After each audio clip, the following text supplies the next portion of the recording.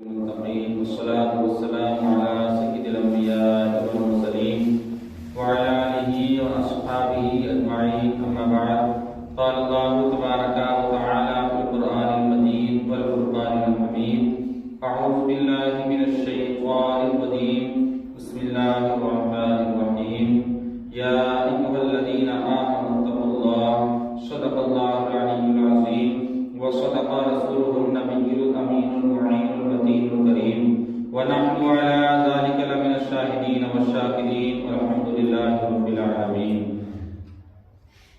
سرور کہوں کہ مالک و مولا کہوں تجھے، باغی خلیل کا گلے زیبا کہوں تجھے، تیرے تو بس عیب تناہی سے ہے بری، حیران ہوں میرے شاہ میں کیا کیا کہوں تجھے، لیکن رضا نے ختم سخن اس پہ کر دیا کہ خالق کا بندہ خلق کا آقا کہوں تجھے.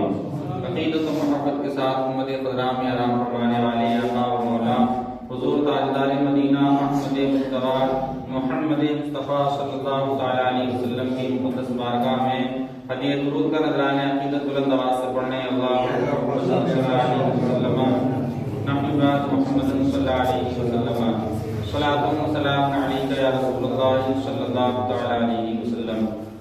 اللہ تبارک و تعالی قرآن عظیم میں ایک جگہ پر ارشاد فرماتا ہے یا ایھا الذین آمنوا اتقوا اللہ ولتنظر نفس ما قدمت لغد واتقوا اللہ ان اللہ خبیر بما تعملون.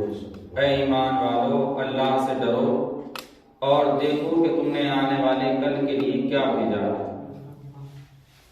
اللہ سے ڈرو اور غور و فکر کرے ہر انسان، ہر نفس غور و فکر کرے، ہر انسان غور و فکر کرے کہ میں نے قیامت کی کیا تیاری کی ہے اور کیا بھیجا ہے.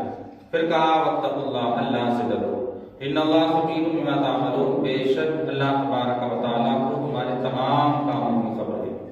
جو لوگوں کو دکھانے کے لیے کیا جاتا ہے، جو اللہ رسول کی رضا کے لیے کیا جاتا ہے، جو ثواب کے لیے کیا جاتا ہے، جو نام روشن کرنے کے لیے کیا جاتا ہے، جو ماں باپ سے چھپ کے کیا جاتا ہے، محلے والوں سے چھپ کے کیا جاتا ہے، یا دکھانے کے لیے کیا جاتا ہے، یا رب رسول کی رضا کے لیے کیا جاتا ہے، تمام کاموں کی اللہ تبارک و تعالیٰ کو خبر ہے. آئیے آیت کریمہ کے تحت ایک دو حدیث آپ کی بارگاہ میں سنا کر کے انشاءاللہ اپنی بات کو بہت جلدی ختم کروں. حضرت ابو ہریرہ رضی اللہ تعالیٰ مشکاۃ شریف کی حدیث پاک ہے، روایت کرتے ہیں کہ آقا کریم صلی اللہ تعالیٰ علیہ وسلم نے ایک مرتبہ ارشاد فرمایا کہ ہے کوئی جس کو میں کچھ باتیں بتاؤں اور وہ باتیں سیکھے، سنے اور ان باتوں کو آگے پہنچائے، ان لوگوں کو بتائے جو ان باتوں پہ عمل کریں. حضرت ابو ہریرہ رضی اللہ تعالیٰ کہتے ہیں کہ میں نے آقا کریم صلی اللہ تعالیٰ علیہ وسلم کی بارگاہ میں عرض کیا رسول اللہ میں حاضر ہوں. تو نبی کریم صلی اللہ تعالیٰ علیہ وسلم نے حضرت ابو ہریرہ رضی اللہ تعالیٰ عنہ کی انگلی پکڑ کے بتایا کہ یہ پانچ باتیں ہیں یہ جو جس بندے کے اندر یہ پانچ باتیں پائی جائیں، یا تو وہ خود عمل کریں ان باتوں پہ، سیکھ لے، سمجھ لے، یا ان باتوں کو ایسے لوگوں تک پہنچا دیں کہ ان باتوں پہ وہ عمل کریں. پہلی بات کیا بتائی؟ آقا کریم صلی اللہ تعالیٰ علیہ وسلم نے ارشاد فرمایا کہ حرام کاموں سے بچتے رہو. ہر ایک بات کا پھر فائدہ بھی حضور نے بتایا. مشکاۃ شریف میں الفاظ ہیں، حضور نے ارشاد فرمایا کہ حرام کاموں سے بچتے رہو. کیوں؟ نبی ارشاد فرماتے ہیں کہ اللہ تبارک و تعالیٰ تمہیں بہت بڑا عابد بنا دے. اگر حرام کاموں سے بچتے رہو گے تو ایک دن آئے گا کہ اللہ تبارک و تعالیٰ تمہیں عابدوں میں تمہارا شمار کر دے گا، عابد بن جاؤ گے تم. پھر کہا کہ جو بندہ اس بات پہ یقین کر لے کہ اللہ تبارک و تعالیٰ نے جو اس کی قسمت میں لکھ دیا ہے، جو اس کی قسمت میں رزق ہے، اس کو وہی ملے گا. تو اللہ کریم ارشاد فرماتا ہے کہ اللہ کے حبیب ارشاد فرماتے ہیں کہ اللہ تبارک و تعالیٰ پھر اس بندے کو مالدار بنا دے. یعنی انسان یہ عزم مصمم کر لے اور یہ سوچ لے کہ اللہ نے جو میری قسمت میں لکھا ہے اور جتنا لکھا ہے اتنا ہی مجھے مل کر رہے گا، میری قسمت کا لکھا ہوا کہیں نہیں جائے. اللہ کریم اللہ کے پیارے حبیب صلی اللہ تعالیٰ علیہ وسلم ارشاد فرماتے ہیں جو بندہ یہ یقین کر لے اللہ تبارک و تعالیٰ اسے خود بخود پھر مالدار بنا دے گا، مالدار بن جائے گا، ایسا غنی ہو جائے گا. ایسا بندہ یقین کر لے کہ اللہ نے جتنا میری قسمت میں لکھا ہے اتنا ہی مجھے مل کر رہے گا، کہیں نہیں ٹلے گا اتنا. پھر حضور نے ارشاد فرمایا تیسری بات، یا ابو ہریرہ اگر کوئی بندہ اپنے پڑوسی کے ساتھ میں اچھا سلوک کرے، اپنے پڑوسی کے ساتھ میں حسن سلوک سے پیش آئے گا، اس کا خیال کرے گا، اس کے تمام حقوق ادا کرے گا، اللہ تبارک و تعالیٰ اس کو کیا انعام عطا فرمائے گا؟ حضور ارشاد فرمانے لگے پھر اللہ تبارک و تعالیٰ اس بندے کو سچا مومن بنا دے گا۔ جو بندہ پڑوسی کے ساتھ میں حسن سلوک کرے گا، پڑوسی کے ساتھ میں اچھا برتاؤ کرے گا، تو اللہ تبارک و تعالیٰ اس بندے کو سچا مومن بنا دے گا۔ حضور پھر ارشاد فرمانے لگے ابو ہریرہ اس کے بعد یہ سنو کہ اگر کوئی بندہ جو چیز اپنے لیے پسند کرتا ہے وہی چیز اپنے دوسرے بھائی کے لیے پسند کرے، جو خود پسند کرتا ہے وہی چیز دوسرے کے لیے پسند کرے، حضور ارشاد فرمانے لگے کہ اللہ تبارک و تعالیٰ اسے سچا مسلمان بنا دے گا۔ پھر حضور نے ارشاد فرمایا اپنی بات کے لوگوں سے کہنا اور سنو کہ کم ہنسا کرو، اس لیے کہ زیادہ ہنسنے سے اللہ تبارک و تعالیٰ دلوں کو مردہ کر دیتا ہے۔ جو انسان ہمیشہ ہنستا رہتا ہے، بات بات پہ ہنستا ہے اور ہنسی مذاق اس کا رویہ ہو جاتا ہے، ہنسی جب اس کی عادت بن جاتی ہے، ہنستا ہی رہتا ہے ہمیشہ، پھر اللہ تبارک و تعالیٰ اس کے دل کو مردہ بنا دیتا ہے۔ نہ قرآن کی کوئی آیتیں اس پہ اثر کرتی ہیں، نہ حدیثیں اس پہ اثر کرتی ہیں، نہ تقریروں کا کچھ اثر ہوتا ہے، نہ قرآن کی آیتیں سننے کا کچھ اس پہ اثر ہوتا ہے، کوئی نصیحت اس پہ عمل نہیں کرتی ہے۔ جب دل مردہ ہو جاتا ہے تو کیا ارشاد فرمایا سب سے پہلے حضور نے کہ حرام کاموں سے بچتے رہنا، اس لیے اللہ کیا کر دے گا؟ اللہ تبارک و تعالیٰ تمہیں عابد بنا دے گا۔ سب سے پہلے کیا کہا تھا کہ اے ابو ہریرہ تم ان باتوں کو، 5 باتوں کو سنو، ان پہ عمل کرنا یا ایسے لوگوں تک پہنچا دینا جو ان باتوں پہ عمل کر لیں۔ ان سے 2-3 باتیں ظاہر ہوتی ہیں ان باتوں سے، یا تو بندہ یہ ہے کہ خود عمل کرے نہ کرے، ان باتوں کو دوسروں تک پہنچا دے جو ان باتوں پہ عمل کر لیں، یا مقصد یہ بھی ہے اس کا کہ خود بھی عمل کرے اور ایسے لوگوں تک بھی پہنچائے جو ان باتوں پہ عمل کرے۔ آج ہمارے رویے کیا ہیں؟ ہماری قسمت میں کیا ہے؟ انسان اگر عقیدہ کر لے کہ اللہ نے جو میری قسمت میں جتنا لکھا ہے اتنا ہی مجھے مل کر رہے گا، اللہ تبارک و تعالیٰ اس بندے کو مالدار بنا دے گا، لیکن ہمارا عقیدہ اس کے برعکس ہوتا ہے۔ پڑوسیوں کے ساتھ میں رویے ہمارے اچھے ہوتے نہیں، کسی کا اچھا مکان بن گیا تو اس سے ہم چڑھنے لگتے ہیں، بچے اچھا کمانے لگے تو اس سے ہم حسد کرنے لگتے ہیں۔ ہم یہ غور و فکر کرتے ہیں یہ بندہ کیا کر رہا ہے، کہاں سے اس کے پاس پیسہ آ رہا ہے، اپنی بارے میں کوئی فکر نہیں۔ اللہ نے قرآن عظیم کے اندر ارشاد فرمایا اے لوگوں تم اپنے آپ کو اور اپنے بچوں کو اس آگ سے بچا لو جس کا ایندھن انسان اور پتھر ہے۔ یہ خود کی ذمہ داری ہمیں دے دی اللہ تبارک و تعالیٰ نے کہا کہ اپنی فکر کرو، اپنے بچوں کی فکر کرو، پڑوسی کیا کر رہا ہے، محلے والے کیا کر رہے ہیں، بستی والے کیا کر رہے ہیں، کون کیا کر رہا ہے، کون کہاں جا رہا ہے، کس کے ساتھ جا رہا ہے، کیا بات کر رہا ہے کس کے ساتھ میں، تمہیں یہ حکم نہیں دیا گیا تم اس کی سرکشی کرو، اس پہ تانا شاہی کرو، اس کے بارے میں الزام لگاؤ یا لوگوں کو بتاؤ یہ پتہ نہیں کیا کرتا ہے، یہ پتہ نہیں کہاں جاتا ہے، اس کا پتہ نہیں کیا معاملہ ہے، یہ اس کے ساتھ پتہ نہیں کیوں بیٹھتا ہے، اس کے ساتھ پتہ نہیں کیوں جاتا ہے۔ یہ تمہاری ذمہ داری نہیں ہے، تمہاری ذمہ داری صرف اتنی ہے کہ اپنے بارے میں اور اپنے بچوں کے بارے میں غور و فکر کرنی ہے۔ یا ایھا الذین آمنوا قوا انفسکم واہلیکم نارا وقودھا الناس والحجارہ، اے ایمان والو اپنے آپ کو اور اپنے بچوں کو اس آگ سے بچا لو جس کا ایندھن انسان اور پتھر ہے۔ ہر انسان کی ذمہ داری اللہ تبارک و تعالیٰ نے یہ نہیں کہا کہ اپنے گھر میں بیٹھ کے پڑوسی کے بارے میں تم غور و فکر کرنا کہ پیسہ کہاں سے لاتا ہے، یہ ذمہ داری نہیں گھر والوں کی۔ گھر والوں کی تو ذمہ داری ہے کہ اپنی اور اپنے بچوں کی غور و فکر کریں کہ ہم کہاں جا رہے ہیں، ہمارے بچے کہاں جا رہے ہیں۔ ہم صبح اٹھ کے نماز پڑھ لیتے ہیں، بچے ہمارے پڑھتے ہیں یا نہیں پڑھتے ہیں، تیرا جوان بیٹا پڑا ہوا سوتا رہتا ہے تو فکر نہیں ہوتی ہے، چہرہ نہیں بگڑتا، اگر مہینے میں پیسے نہیں دیتا تو تیرا چہرہ بگڑ جاتا ہے۔ جوان بیٹی جو پڑھی ہوئی سوتی ہے، نماز نہیں پڑھتی ہے، کوئی فکر نہیں ہوتی ہے تجھے، محلے والے کیا کرنے اس کی بہت فکر ہوتی ہے، بستی والے کیا کرنے اس کی بہت فکر ہوتی ہے۔ ہر انسان کی ذمہ داری ہے کہ اپنے بارے میں غور و فکر کرے، میرے بچوں کے پاس دین کتنا ہے، میرے بچے کتنا قرآن پڑھ رہے ہیں، میرے گھر والے کتنی نماز پڑھ رہے ہیں، اللہ کے رسول صلی اللہ تعالیٰ علیہ وسلم کی کتنی فرما برداری ہمارے گھر میں ہو رہی ہے، کتنی نافرمانیاں ہو رہی ہیں، یہ ہم کچھ غور و فکر نہیں کرتے ہیں۔ ایک حدیث سے بات ہمیشہ مال مال مال، مشکات شریف کی حدیث سے بات ہے، حضور ارشاد فرمانے لگے، حضرت ابو ہریرہ رضی اللہ تعالیٰ عنہ بات کرتے ہیں، حضور ارشاد فرماتے ہیں کہ بندہ کہتا ہے میرا مال میرا مال میرا مال میرا مال، حالانکہ اس کے مال صرف 3 مال ہیں۔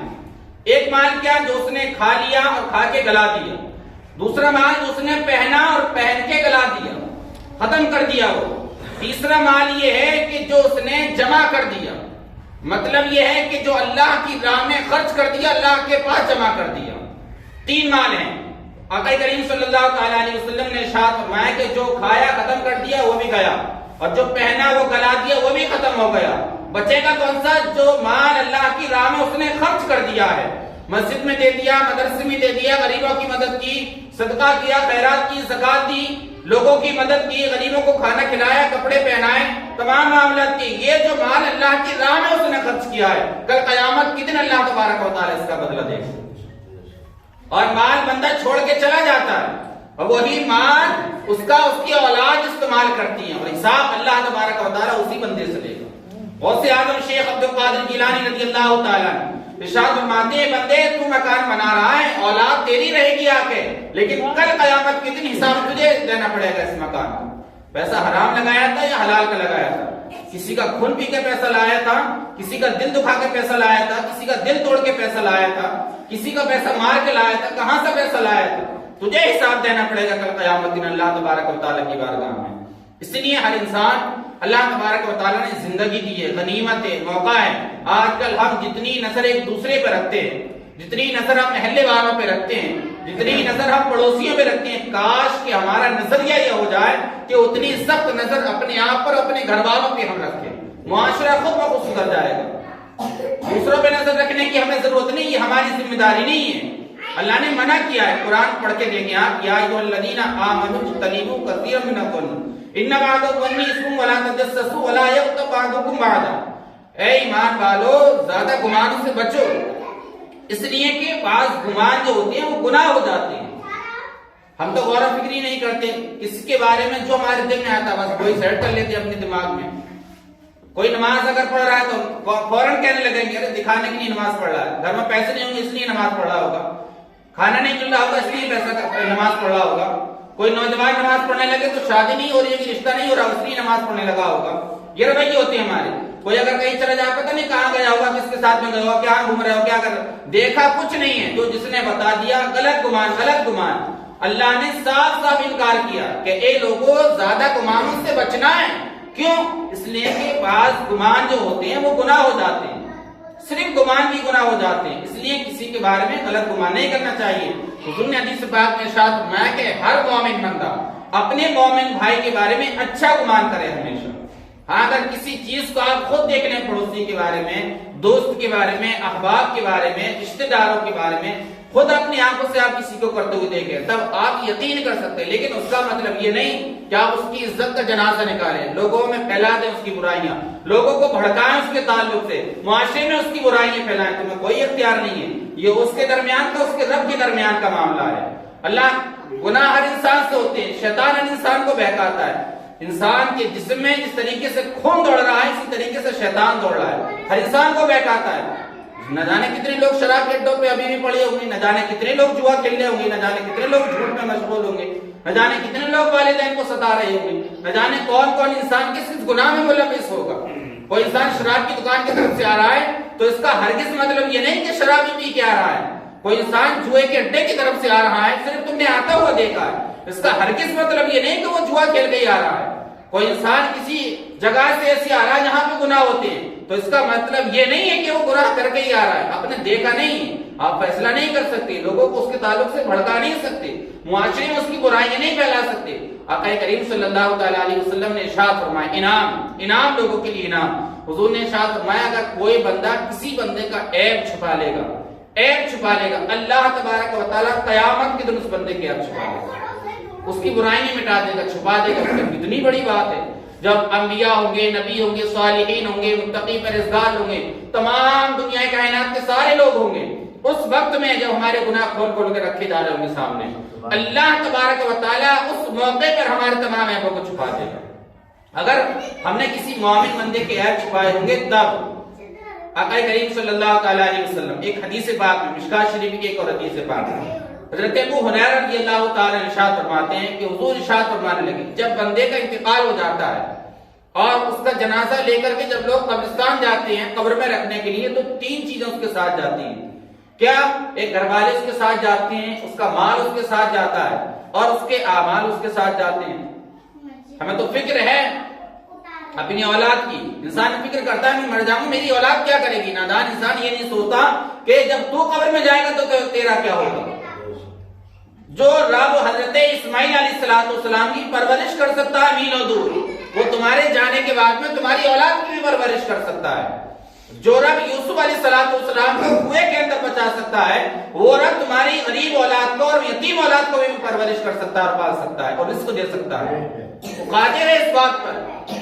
बगैर जुबान वालों को अल्लाह रिस्क देता है, बगैर आंख वालों को अल्लाह रिस्क देता है, बगैर हाथ पैर वालों को अल्लाह रिस्क देता है, बगैर माँ बाप वालों को अल्लाह तबारक व तआला ने पाल दिया। सबसे पहले दुनिया के इंसान कौन? हजरत आदम अलैहिस्सलाम, बगैर माँ बाप के, न माँ न बाप, अल्लाह तबारक व तआला ने उनकी परवरिश की। हम ये सोच लेते हम चले जाएंगे हमारी औलाद का क्या होगा। हम ये क्यों नहीं सोचते कि जब हम दुनिया से चले जाएंगे, कब्र में पहुंच जाएंगे, तो हमारा क्या होगा कब्र के अंदर। हुजूर इरशाद फरमाने लगे 3 चीजें बंदे के साथ में जाती हैं। क्या क्या? माल, उसके घर वाले और उसके आमाल। 2 चीजें ऐसी हैं जो वापस आ जाती हैं। एक चीज उसके साथ कब्र में उसके साथ चली जाती है। नबी इरशाद फरमाने लगे कि उसके घर वाले वापस आ जाते हैं, उसका जो माल होता है, जो खादिम होते हैं, गुलाम होते हैं उसके, ये भी वापस आ जाते हैं। रिश्तेदार अहबाब मिट्टी डाली, हाथ झाड़े, बस चले गए छोड़ के, अब मतलब नहीं कुछ। मिट्टी में लोग जाते हैं, नमाज जनाजे हो जाते हैं, तो कहीं अपनी कारोबार की बात होती है, खेती की बात होती है, तिजारत की बात होती है। कौन किसके लिए साले सवाब करता है? किस वक्त हाजिर होते हैं? जब बिल्कुल ऐन करीब टाइम नमाज जनाजा का होता है और सर्दी का मौसम होता है, वुजू करने का हल्का सो जाता है, किसी को अपने जूते उतारने का हल्का सो जाता है। नमाज जनाजा ज्यादातर लोग नहीं पढ़ते हैं, बहुत कम लोग नमाज जनाजा में शरीक हो पाते हैं। जब इंसान उस वक्त लेटा होता है, फिर हैसियत पता चलती है कि कौन मेरा है, कौन पर आया है, मेरी औलाद मेरे कितने काम में आई है। मेरी आंखों की देखा हुआ खुद का मंजर है, जिसके 4 बेटे थे, इंतकाल हो गया, बाप का नमाज जनाजा हो रही, एक बेटा भी नमाज जनाजा में शामिल नहीं था। क्या सोच रहा होगा बाप को? इसलिए मैंने अपनी औलाद को पाला था, इसलिए इनके लिए खेत बढ़ाए थे, इसलिए इनके लिए कारोबार जमा किया था, इसलिए मैंने घर बनाया था। एक बेटा भी नमाज जनाजा में शामिल नहीं। क्या अफसोस नहीं होता होगा उस बाप को? नबी करीम सल्लल्लाहु अलैहि वसल्लम इरशाद फरमाते हैं, माल भी लौट के आ जाता है, उसकी औलाद, उसके रिश्तेदार, घर वाले भी लौट के आ जाते हैं। वो क्या साथ में जाता है? आमाल कब्र में उसके साथ में चले जाते हैं। बंदे ने अगर अच्छे आमाल किए होंगे तो उसके साथ में अच्छा बर्ताव कब्र के अंदर किया जाएगा। अगर काम उसने अच्छे नहीं किए होंगे तो जाहिर सी बात इंसान को अज़ाब में मुब्तला कर दिया जाएगा। इसलिए हर इंसान को अल्लाह तबारक व तआला ने जिंदगी दी है, मौका है, गनीमत है। आज ही और इसी जन्म में, इसी जिंदगी में गौर और फिक्र कर रहा है इंसान कि मैं कहां जा रहा हूं, मेरी औलाद कहां जा रही है, मैं क्या कर रहा हूं, मेरी औलाद क्या कर रही है। अल्लाह तबारक व तआला की बारगाह में दुआ है, परवरदिगार आलम कहने और सुनने से ज्यादा अमल की तौफीक अता फरमाए। अस्तगफिरुल्लाह रब्बी मिन कुल्ली ज़ंबिन व अतूबु इलैह। एक मरतबा कलमा शरीफ पढ़े, ला इलाहा इल्लल्लाह।